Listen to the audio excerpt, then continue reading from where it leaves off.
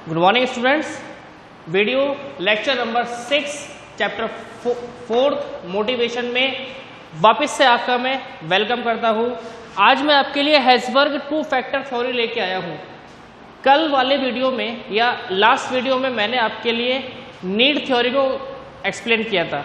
आप इस थ्योरी को देखने से पहले एक बार नीड थ्योरी को जरूर देखना, वो आपकी बहुत हेल्प करेगी इसको समझने के अंदर। हालांकि दोनों में लिंक ज़्यादा नहीं है, लेकिन चैप्टर तो मोटिवेशन ही है, ठीक है। सीक्वेंस में हमको देखना है। चलिए बिना टाइम वेस्ट करते हुए मैं आपके सामने एक्सप्लेन करने जा रहा हूँ हेज़बर्ग टू फैक्टर थ्योरी। ध्यान देना मेरी बात पे। इस थ्योरी को देने वाले प्रोफेसर फ्रेडरिक हेज़बर्ग थे। ये बहुत ही फेमस फिजियोलॉजिस्ट थे। इन्होंने हेज़बर्ग टू फैक्टर थ्योरी के नाम से अपनी थ्योरी को दी। इस थ्योरी में था क्या? इस थ्योरी के अंदर इन्होंने यूनाइटेड स्टेट्स के अंदर लगभग 11 कंपनियों के अंदर 200 एम्प्लॉयज़ को सेलेक्ट किया। क्लियर? सुन रहे हैं मेरी बात को? इन्होंने क्या किया, 11 कंपनीज के अंदर टोटल मिला के 200 एम्प्लॉयज़ को सेलेक्ट किया और 200 एम्प्लॉयज़ से इन्होंने 2 क्वेश्चन पुटअप किए। Only 2 question. पहला क्वेश्चन क्या था? पहला था when did you feel exceptionally good about your work.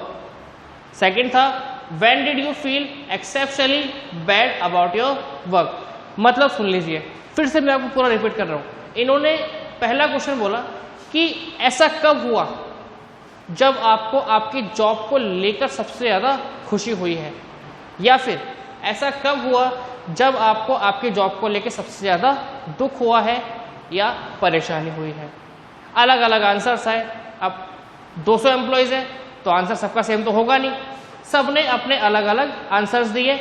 Answers को रिसर्च किया गया। रिसर्च करने के बाद में प्रोफेसर फ्रेडरिक हेज़बर्ग ने यहाँ पर 2 फैक्टर्स बताए, हाइजीन फैक्टर्स और मोटिवेटिंग फैक्टर्स। सबसे पहले मैं आपको ये बता देता हूँ, इन फैक्टर्स को पढ़ाने से पहले बच्चों याद रखना, सेटिस्फैक्शन का अपोजिट डिससेटिस्फैक्शन कभी नहीं होता। सेटिस्फैक्शन का अपोजिट डिससेटिस्फैक्शन कभी नहीं होता। नो सेटिस्फैक्शन होता है। मतलब या तो पर्सन सेटिस्फाई होगा या पर्सन सेटिस्फाई नहीं होगा। सेटिस्फाई होगा अपने काम में बना रहेगा, सेटिस्फाई नहीं होगा तो भी अपने काम में बना रहेगा, लेकिन नेक्स्ट अपॉर्चुनिटी मिलने तक। सुन रहे हैं मेरी बात को? समझ रहे हैं मेरी बात को? तो याद रखिएगा, सेटिस्फैक्शन का अपोजिट कभी भी डिससेटिस्फैक्शन नहीं होता है। क्लियर? चलिए मैं वापस रिपीट करता हूं। क्वेश्चंस पूछे गए थे कि ऐसा कब हुआ जब आपको आपकी जॉब को लेकर सबसे अच्छा लगा, और ऐसा कब हुआ जब आपको आपकी जॉब को लेकर सबसे ज्यादा गंदा एक्सपीरियंस हुआ, अच्छा नहीं लगा आपको। ये 2 क्वेश्चन वहां पे पुटअप किए गए। सबके आंसर अलग अलग आए और अलग अलग आंसर्स को एनालिसिस करने के बाद में प्रोफेसर फ्रेडरिक हेज़बर्ग ने ये 2 फैक्टर्स बताए, हाइजीन फैक्टर्स और मोटिवेटिंग फैक्टर्स। पहले बात कर लेते हैं हाइजीन फैक्टर्स की।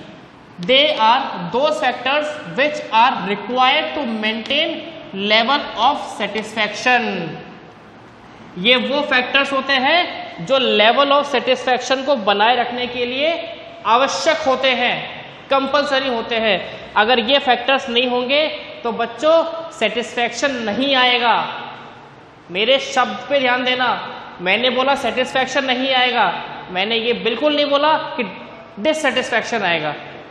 अगर ये फैक्टर्स नहीं होंगे तो एम्प्लॉयज सेटिस्फाई नहीं होंगे, मतलब नो सेटिस्फाई होंगे। ठीक है, आगे देखिए। These factors does not provide satisfaction but their absence will dissatisfy them. अगर ये फैक्टर्स नहीं होंगे तो इनकी एब्सेंस में जो एम्प्लॉयज है वो डेफिनेटली डिससेटिस्फाई यहाँ पर हो जाएंगे। डिससेटिस्फायर बोलते हैं हम इनको, और मेंटेनेंस फैक्टर भी हम इनको बोल देते हैं। इस फैक्टर को हम डिससेटिस्फायर और मेंटेनेंस फैक्टर दोनों बोल देते हैं। एग्जाम्पल देख लेते हैं इसका। Pay and allowances, company policy, working condition, fringe benefits. कहने का मतलब pay and allowances, salary on time मिल रही है, कोई दिक्कत ही नहीं है। सैलरी, बोनस, कमीशन, ये सब अगर एम्प्लॉयज़ को ऑन टाइम मिलता रहता है तो वो मोटिवेट रहता है। काम करता है। मैंने क्या बोला, इनका होना क्या देगा, सेटिस्फैक्शन देगा। अगर आपको सैलरी टाइम पे मिल रही है, आप सेटिस्फाई हो, आप काम में बने रहोगे, कोई दिक्कत नहीं है। लेकिन अगर इसकी एब्सेंस हो गई, आप क्या हो जाओगे, डिससेटिस्फाई हो जाओगे। ठीक है, डिससेटिस्फाई का मतलब क्या होता है कि आप काम में बने तो हो, लेकिन जब तक आपको नेक्स्ट अपॉर्चुनिटी नहीं मिलती, सिर्फ तब तक, और जैसे ही आपको नेक्स्ट अपॉर्चुनिटी मिली, आप तुरंत उस जॉब को क्विट कर जाओगे। ठीक है, नेक्स्ट है कंपनी पॉलिसी। कंपनी की पॉलिसी अच्छी होनी चाहिए, टाइम पे एम्प्लॉयज को, वर्कर्स को बुलाना और टाइम पे उनको फ्री कर देना। ऐसा नहीं है कि आप बुला तो उनको टाइम पे रहे, लेकिन फ्री उनको किसी भी टाइम पे कर रहे हैं। कहने का मतलब सुबह 9 से शाम को 5 बजे तक की जॉब है, तो 9 बजे आना उनका एक कंपलसरी है कि 9 बजे आपको आना है, और 5 बजे जाना कंपलसरी नहीं है। कभी उनको 6 बज सकते हैं, 7 बज सकते हैं। तो ऐसा नहीं होना चाहिए। ऐसा अगर होता है तो क्या हो जाएंगे, पर्सन डिससेटिस्फाई हो जाएंगे। ठीक है, नेक्स्ट वर्किंग कंडीशंस प्रॉपर होनी चाहिए, प्रॉपर रेस्ट इंटरवल्स होना चाहिए, रेस्ट इंटरवल्स का ड्यूरेशन फिक्स होना चाहिए। सीधी सी बात है, मैंने आपको पहले बताया था, साइंटिफिक मैनेजमेंट के अंदर एफ.डब्ल्यू. टेलर ने जो रेस्ट इंटरवल्स है उसके ऊपर एक थ्योरी बताई है। ये बताया है कि हर इंसान थकता है भाई, सब थकते हैं ना, आप भी थकते हो, मैं भी थकता हूँ। मुझे बोला जाए कि सर आपको लगातार 5 घंटे पढ़ाना है, नॉट पॉसिबल। और वहीं पे 5 घंटे के अंदर मुझे 3 ब्रेक मिल जाए 5-5 मिनट के, ठीक है, तो वापस से एक न्यू पर्सन क्रिएट होता है। याद रखना, रेस्ट इंटरवल्स मिलने के बाद में जब कोई एम्प्लॉय आगे वापस काम करने के लिए आता है, तो एक न्यू एम्प्लॉय क्रिएट होता है। वो अब पहले से अच्छा काम कर सकता है। ठीक है, नेक्स्ट है फ्रिंज बेनिफिट्स। मैंने आपको बताया था लास्ट वीडियो के अंदर, अगर नहीं देखे हैं तो पहले जाइए उस वीडियो को देखिए, आप समझ जाएंगे फ्रिंज बेनिफिट्स क्या होते हैं। फ्रिंज बेनिफिट्स होते हैं रहने के लिए मकान दे देना, सर्वेंट अवेलेबल करा देना, और ट्रैवलिंग करने के लिए कार दे देना। अलग तरह के बेनिफिट्स को हम बोलते हैं फ्रिंज बेनिफिट्स। ठीक है बच्चों, तो याद रखिएगा ये हाइजीन फैक्टर्स होते हैं, ये सेटिस्फैक्शन लेवल को मेंटेन करने के लिए जरूरी होते हैं, और अगर ये होते हैं तो नो डिससेटिस्फैक्शन, मतलब डिससेटिस्फैक्शन नहीं हो सकता। लेकिन अगर ये नहीं है तो डेफिनेटली डिससेटिस्फैक्शन होगा। क्लियर। नेक्स्ट सेकंड जो है हमारे पास में वो है motivating factors. These are necessary to satisfy but their absence does not dissatisfy. इनका होना सेटिस्फैक्शन को लेके आता है, लेकिन इनकी एब्सेंस का मतलब ये नहीं है कि पर्सन डिससेटिस्फाई हो जाएगा। मैंने आपसे वीडियो के स्टार्ट में एक बात बोली थी, सेटिस्फैक्शन का अपोजिट डिससेटिस्फैक्शन नहीं होता है। कहने का मतलब अगर मोटिवेटिंग फैक्टर्स होंगे तो पर्सन सेटिस्फाई होगा, लेकिन अगर मोटिवेटिंग फैक्टर्स नहीं होंगे तो इसका मतलब ये नहीं है कि वो डिससेटिस्फाई होगा, वो नो सेटिस्फाई हो सकता है, वो नो सेटिस्फाई हो सकता है। आगे देखिए, इनको हम बोलते हैं सेटिस्फायर्स या फिर मोटिवेटर्स। ये मोटिवेशन प्रोवाइड कराते हैं, मेंटल लेवल को बनाए रखते हैं। एग्जाम्पल देखते हैं इसके, अचीवमेंट, रिकॉग्नाइजेशन, रेस्पॉन्सिबिलिटी। ये सारी चीज़ें मैंने आपको प्रीवियस वीडियो के अंदर जो मैंने आपको टेक्निक्स बताई थी, techniques of motivation, video number 4 के अंदर मैंने इन सब चीज़ों को एक्सप्लेन किया था। अचीवमेंट्स का मतलब होता है एम्प्लॉयज़ की प्रोग्रेस, एम्प्लॉयज़ की प्रोग्रेस, उनका प्रमोशन। उनका प्रमोशन एक तरह से क्या होता है, मोटिवेटर फैक्टर होता है। अब एग्जाम्पल देके समझाता हूँ इस चीज़ को। उससे पहले इन तीनों को बता देता हूँ। ये हो गया रिकॉग्नाइजेशन, खुद की पहचान बनाना, खुद की पहचान बनाना। आप लोग 12th क्लास के अंदर है, आपने अक्सर देखा होगा कि एग्जाम्स के बाद में जो बच्चा अच्छा परफॉर्म करता है, टीचर क्या करता है, टीचर क्या उसको पैसे देता है कि लो बेटा आपने अच्छा एग्जाम, आपने एग्जाम्स का स्कोर अच्छा किया, ये लो 100 रुपीज़, 500 रुपीज़ देता है क्या? नहीं देता। वो क्या करता है, पूरी असेंबली के अंदर, जब असेंबली होती है, असेंबली हॉल में 2000 बच्चे एक साथ खड़े हैं, 50-60 टीचर एक साथ खड़े हैं, या फिर इंडिपेंडेंस डे पे या फिर रिपब्लिक डे पे उस बच्चे का नाम अनाउंस किया जाता है, उसको स्टेज पे बुलाया जाता है, और उसको अवार्ड दिया जाता है। इसको बोलते हैं रिकॉग्नाइजेशन, पहचान बनाना। 2000 बच्चों में उस बच्चे का नाम पहले कोई नहीं जानता था, या वो जानते थे जो उसके क्लासमेट्स थे, टीचर्स थे, लेकिन 2000 तो क्लासमेट्स नहीं हो सकते ना, और 50 टीचर्स नहीं हो सकते ना। तो सुनिए मेरी बात, अब उसको स्टेज पे बुलाया गया, उसने अच्छा परफॉर्म किया, स्टेज पे बुलाया गया, उसको माला पहनाई गई, उसको सर्टिफिकेट दिया गया, उसको अवार्ड दिया गया। अब उसका नाम वो 2000 बच्चे जानते हैं, उसकी पहचान बन चुकी है अब ये, ठीक है। नेक्स्ट है रेस्पॉन्सिबिलिटी। रेस्पॉन्सिबिलिटी का मतलब होता है एम्प्लॉयज का रेस्पॉन्सिबिलिटी देना, एम्प्लॉयज को नया काम करने के लिए एनकरेज करना, नई जिम्मेदारी देना कि आप जाइए, मार्केट आपके सामने है, फील्ड आपके सामने, go ahead and make the work proper. इससे क्या होता है, एम्प्लॉय सेल्फ मोटिवेट होता है, मतलब वो खुद उसको अच्छा लगता है कि यार मुझे मेरा बॉस मतलब प्रेस कर रहा है, मुझे मेरा बॉस मेरी तारीफ कर रहा है, मुझे मेरा बॉस इस लायक समझता है कि मैं ये काम कर सकता हूँ। मेरे स्टाफ में 50 लोग हैं, 50 लोग में से सिर्फ मुझे ये जिम्मेदारी दी गई है, मुझे ये रेस्पॉन्सिबिलिटी दी गई है कि मैं इस काम को अच्छे से कर सकूं।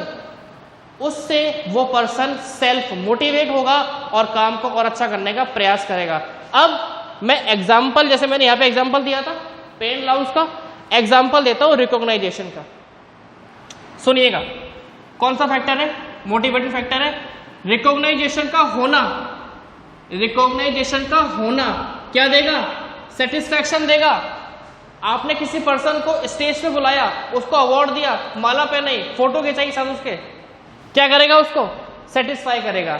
लेकिन उसने काम अच्छा किया, उसके बाद में भी आपने उसको रिकॉग्नाइजेशन नहीं दिया, उसकी कोई तारीफ नहीं करी, उसको स्टेज पे नहीं बुलाया, इनफैक्ट आपने उसको अप्रिशिएट भी नहीं किया, तो पर्सन क्या हो जाएगा, नो सेटिस्फाई। वो डिससेटिस्फाई नहीं होगा, वो नो सेटिस्फाई हो जाएगा, मतलब वो संतुष्ट नहीं होगा। और अगर वो संतुष्ट नहीं होगा तो उसके मन में कहीं ना कहीं एक बात आएगी, यार मैं इतने दिनों से मेरे बॉस के लिए ये काम कर रहा हूँ, मैं इतने दिनों से मेरी कंपनी के लिए, मेरे ऑफिस के लिए मैं ये काम कर रहा हूँ, और मैंने इस काम को किया, मैंने इस काम को किया, बहुत बढ़िया किया, अपने 100% एफर्ट से मैंने ये काम किया, उसके बाद में मेरे बॉस ने मुझे अप्रिशिएट भी नहीं किया। अब एप्रिसिएशन कंपल्सरी तो होता नहीं है कि आप बॉस के ऊपर प्रेशर बनाओ कि नहीं आप मुझे अप्रिशिएट करो। आप यहाँ पे सैलरी के लिए तो उसको प्रेशर में ला सकते हो कि मेरी सैलरी का है, वो तो कंपल्सरी है, लेकिन आप यहाँ पे रिकॉग्नाइजेशन के लिए उसको प्रेशर में नहीं लेके आ सकते।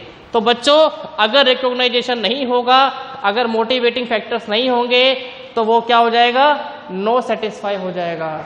वो सिर्फ इस उम्मीद में काम कर रहा था क्योंकि उसको पता है कि उसे कोई अलग से बेनिफिट नहीं मिलने वाला है, इस चीज़ का अलग से उसे कोई कमीशन नहीं मिलने वाला, अलग से उसे कोई बोनस नहीं मिलने वाला। उसने सिर्फ रिकॉग्नाइजेशन पाने के लिए, अपनी सिर्फ खुद की पहचान बनाने के लिए इस काम को किया, अच्छा किया, बेस्ट किया। उसके बाद भी अगर उसे पहचान नहीं मिल पाएगी तो बच्चों वो नो सेटिस्फाई होगा, और नो सेटिस्फाई के केस होने पे वो जॉब में सिर्फ जब तक बना रहेगा जब तक उसके पास में कोई नेक्स्ट अपॉर्चुनिटी या नेक्स्ट प्लेटफॉर्म उसको नहीं मिलता है। ठीक है, समझ गए आप मेरी बात को। ये थ्योरी थोड़ी सी डिफिकल्ट है, थोड़ा सा ये कॉम्प्लेक्सिटी लेके आई है, लेकिन मैंने आपके लिए बहुत इजी इसका इंट्रोडक्शन कर दिया है, समराइज कर दिया है मैंने इसको। 2 फैक्टर्स मैंने इसके बताए हैं। आपको क्या करना है, मैं फिर से रिपीट कर रहा हूँ, 12th क्लास बिजनेस स्टडीज़ की बुक आप परचेज करिए, मेरा वीडियो लेक्चर ओपन कीजिए, वीडियो लेक्चर देखिए, इसके बाद में उसमें से पूरी थ्योरी को रीड करके अपने सेल्फ नोट्स बनाइए। अगर नोट्स बनाने में आपको किसी भी तरह से कोई प्रॉब्लम आए तो आप मुझे मेरे व्हाट्सएप नंबर पे कांटेक्ट कर सकते हैं। क्लियर। दूसरी बात, जिसने अब तक की 5 वीडियोस नहीं देखी थी, पहले वो 5 वीडियोस देखिए, उसके बाद में इस वीडियो पर आइए। बच्चों, ये चैप्टर हमारा ज़्यादा नहीं बचा है, सिर्फ 1 दिन का ये चैप्टर और बचा है, जिसके अंदर हमको 2 थ्योरी डिस्कस करनी है, X and Y theory of motivation और विलियम ओचीज जेड थ्योरी। इसके बाद ये चैप्टर आपका नहीं बचेगा। समझ गए आप मेरी बात को। स्टे होम, स्टे सेफ, घर पे रहिए, खुश रहिए। गवर्नमेंट ने जो नियम बनाए हैं, प्रोटोकॉल्स बनाए हैं, उनको फॉलो करिए, वीडियो देखते रहिए और अपनी स्टडी पे ब्रेक मत आने दीजिए। नेक्स्ट वीडियो में आपसे मिलूंगा X and Y theory of motivation के साथ में और विलियम ओचीज जेड थ्योरी के साथ में। Thank you very much.